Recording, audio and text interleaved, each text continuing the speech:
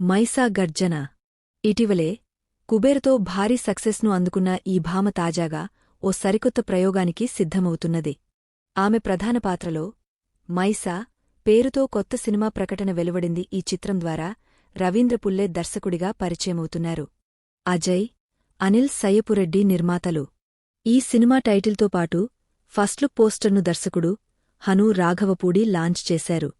ఇందులో ముఖంపై రక్తపు మరకలతో కోపంగా చూస్తూ తిరుగుబాటు నైజాన్ని ప్రతిబింబించే ఇంటెన్స్ లుక్లో కనిపిస్తున్నది రష్మిక మందన్న.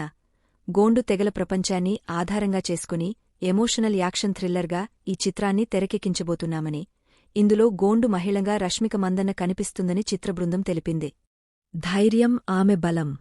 ఆమె గర్జన వినడానికి కాదు, భయపెట్టడానికి అంటూ మేకర్స్ సోషల్ మీడియాలో పోస్టర్ను షేర్ చేశారు. నేను ఇంతవరకు చేయని పాత్ర, చూడని ప్రపంచమిది. నన్ను నేను కొత్తగా ఆవిష్కరించుకునే ప్రయత్నమిది అంటూ రష్మిక మందన్న సినిమా గురించి వ్యాఖ్యానించింది. ఈ చిత్రానికి నిర్మాణ సంస్థ అన్ఫార్ములా ఫిల్మ్స్, దర్శకత్వం రవీంద్ర పుల్లే.